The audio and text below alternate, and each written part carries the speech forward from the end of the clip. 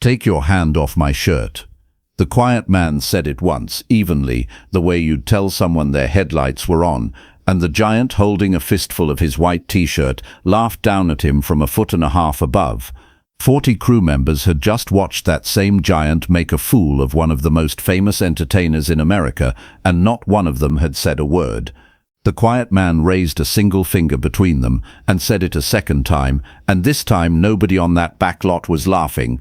But to understand why a 6'9" stunt coordinator ended up on the ground of a New York street set 12 seconds later, you have to go back 3 weeks to the day he was hired, and to the reason every camera operator on that production had already learned to look at the floor when he walked by. His name was Cornelius Boyd, and everyone called him Boyd, and the ones who'd worked with him twice called him nothing at all if they could help it.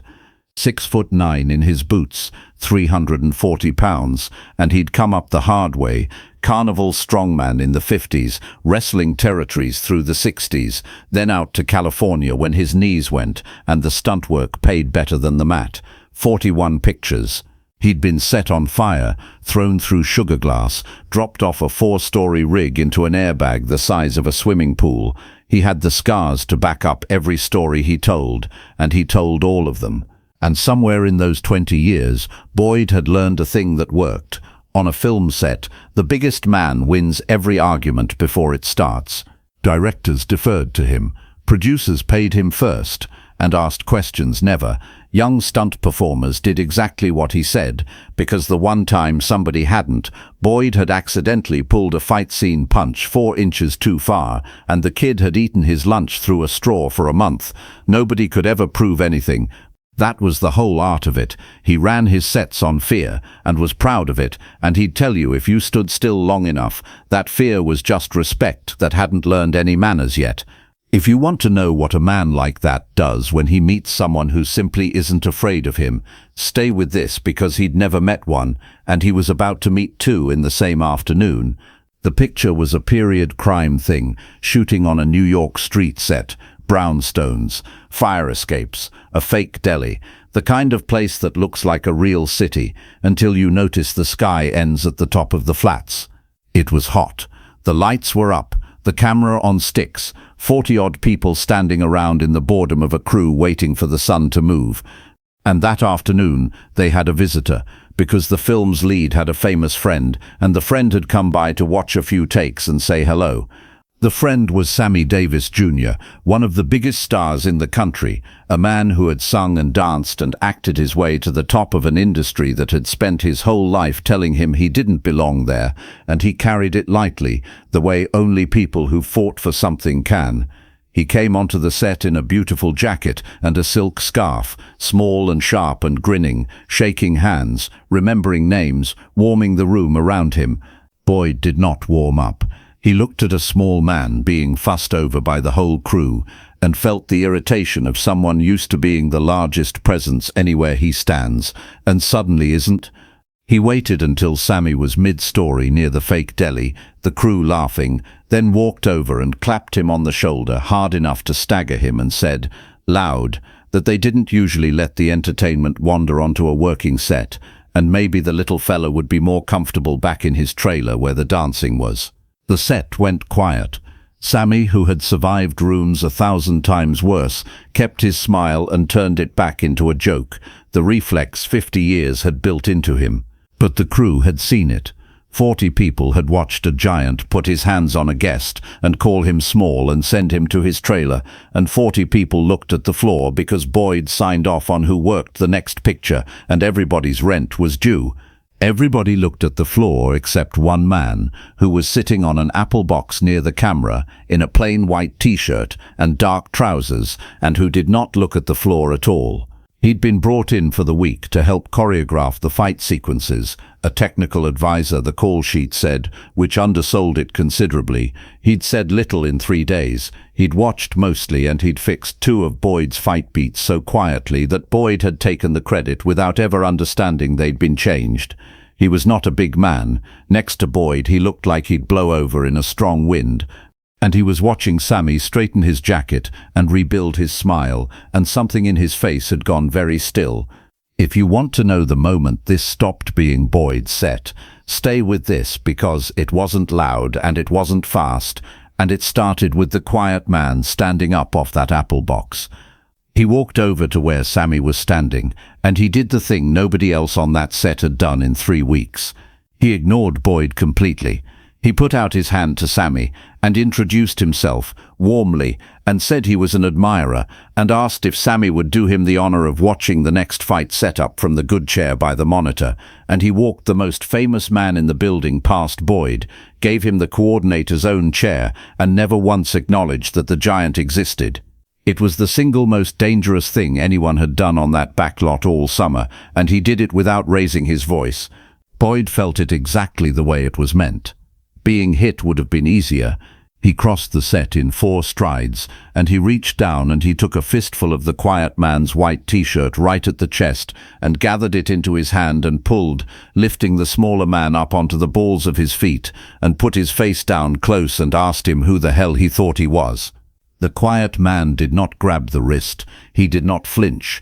He looked up at Boyd from 6 inches away, perfectly calm, and he said, "Take your hand off my shirt."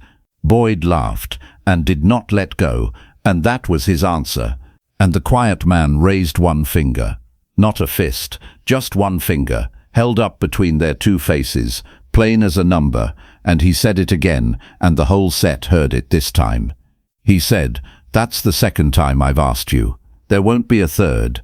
And the crew, 40 people who had been studying the pavement for 3 weeks, all looked up at once because there was something in the evenness of it that told every one of them the temperature had just dropped through the floor. Boyd should have heard it too. 20 years on sets, and he'd built a very good instrument for knowing when a man was bluffing, and every needle on it was buried in the red. But he was 6'9", and he had never once been wrong about this, and being wrong now, in front of his crew, after a singer and a stagehand had both made him feel small in the same hour, was not a thing his pride could permit. So instead of letting go, he cocked his other hand back into a fist the size of a canned ham. He never threw it. What happened next took about 12 seconds, and most of the crew could not reconstruct it afterward because there was so little to see. The quiet man did not pull away from the grip. Pulling away is what the giant's braced arm was built for. He stepped in toward Boyd, closing the space the big arm needed, and as he stepped, his own hand came up under Boyd's gripping wrist and found one specific point on the inside of it, and turned, and Boyd's enormous hand opened against its owner's will and let the shirt go. The crew watched the giant's fingers spring apart and saw the confusion arrive on his face because he had not decided to open that hand, and it had opened anyway. That should have ended it. It didn't, because Boyd was Boyd, and a man whose whole life is being the biggest thing in the room does not accept the first lesson. He swung the canned ham fist, finally, a real punch with 340 pounds and 20 years of anger behind it, the kind that had genuinely ended men, and the quiet man was not where it went. He'd stepped inside it, past the shoulder, into the one place a man that size cannot generate any power at all, and from there he did almost nothing. A hand at the wrist, a foot behind the giant's front ankle, a small turn of the hips, and Boyd's own committed weight did the rest. 6'9" and 340 pounds left the ground the way a wave leaves a beach and came down on the fake New York pavement flat on his back, hard enough that the deli flat shuddered and a light stand walked 6 inches on its wheels. For a second, the whole backlot was silent. Then the quiet man crouched fast down beside the giant, not to gloat. The crew swore to this for years afterward, but to put a hand on his shoulder and keep him from trying to get up too quickly, the way you steady a man who's had the wind knocked out of him. He said something to Boyd, low, that only the 2 of them and maybe the boom operator ever heard. And then he stood, and he offered the giant his hand, an actual hand, to help 340 pounds off the ground. Boyd did not take it. He lay there and looked up at the small man standing over him, and something in his face had changed, and it was not rage. It was the specific, total confusion of a man discovering at 50 that the one thing he'd built his entire life on, That big wins. That fear is respect. That the largest man decides had just been quietly, gently, completely disproven in front of everyone whose fear he lived on. The director called the break. Nobody had asked for. The crew went back to work the way crews do, too fast, talking too much, and within 20 minutes the light had moved and the camera rolled and it was a film set again. But it was not Boyd's film set anymore, and every person there knew it, and so did he. He finished the picture. He was professional about it, which surprised some people and not others. And near the end of that long afternoon, when the quiet man was sitting back on his apple box drinking water, Boyd came over and stood in front of him for a while, the way a big man stands when he doesn't have the words, and finally asked how it was done, how a man half his size had opened his hand and put him on his back. And the quiet man looked up and told him it wasn't strength and it couldn't be stolen in an afternoon. He said, "You spent 20 years learning to make people feel small. I spent 20 years learning not to feel small." He said, "Yours only works if the other man agrees to it. Mine works whether he agrees or not." Then he offered Boyd some of his water, and Boyd, to the astonishment of two grips who were watching, took it. Sammy Davis Jr. told the story for years, and he told it well, because telling stories was what he did. But the part he lingered on was never the throw. It was that a stranger on a hot backlot had walked him past the biggest man on the set and given him the good chair in front of a crew that had been too scared to meet his eyes, and had done it before a single hand was raised. He said, "I've been made to feel small by the best in the business. I know exactly what it costs a man to do the opposite in a room that isn't going to thank him for it. And that fella did it for a stranger, over nothing, because he thought it was right." Boyd worked another 15 years. He got quieter, the grips said, easier to be around, and once, only once, late to a young stunt performer who reminded him of himself, he told the whole thing straight, and didn't come out of it looking good, and didn't seem to want to. The kid asked what the small man had whispered, down on the pavement, in the second before the hand came to help him up. Boyd was quiet a long moment. Then he said, "He told me he could tell I'd been strong my whole life, and that being strong and being right were not the same thing, and I still had time to learn the difference." The kid laughed because he thought it was a joke, and Boyd let him think so, and never told it again.